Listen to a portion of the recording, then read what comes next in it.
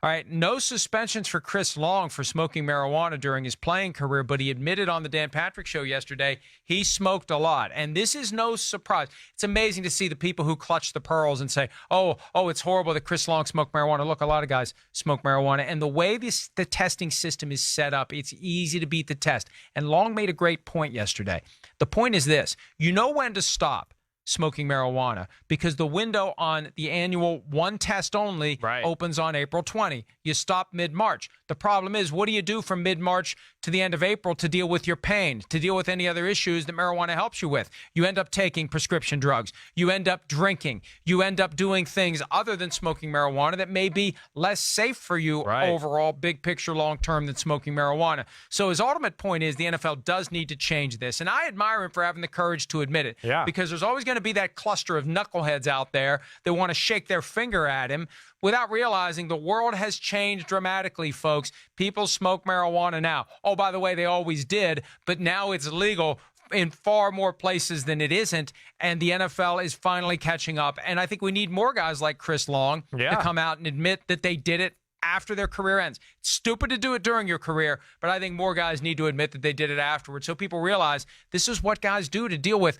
the pressure, the stress, the pain, the discomfort of being an NFL player. Yeah, no doubt about it. And I do. I mean, you said it. I think that the number of NFL football players that smoke marijuana is much higher than people realize. I mean, I'm going to say 50% of the locker room is, a pretty consistent group of smoking marijuana, okay? Then I would say there's another 20% in the locker room where I would go, they're the type of guys that maybe smoke, let's say, once a week or once a month or something like that, right? So it's very prevalent in an NFL locker room. One, okay, because of all the things you mentioned, the pain management, the way it makes guys' bodies feel, everything like that. Two, hey, just like every other worker and man in the world who likes to have a beer or, some wine after work or whatever it may be, NFL football players want to do that too, but they don't want to mess with alcohol. Alcohol, I mean, there's really just nothing worse for the physical body and the muscles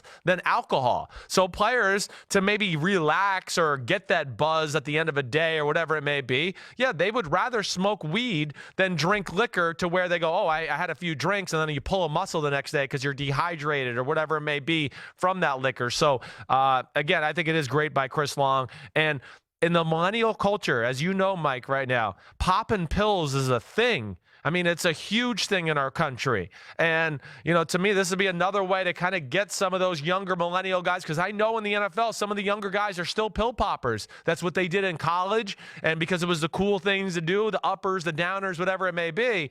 And I think if they had marijuana at their disposal, that they'd be less likely maybe to partake in some of the pill activities.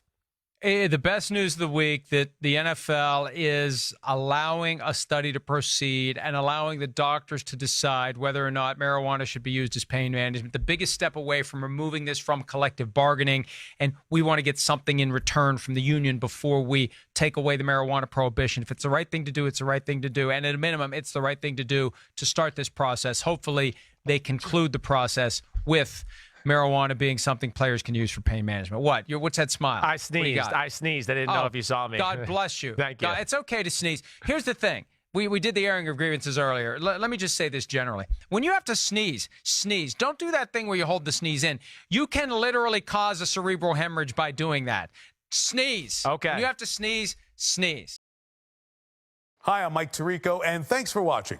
Make sure to hit subscribe for the latest news and highlights from NBC Sports.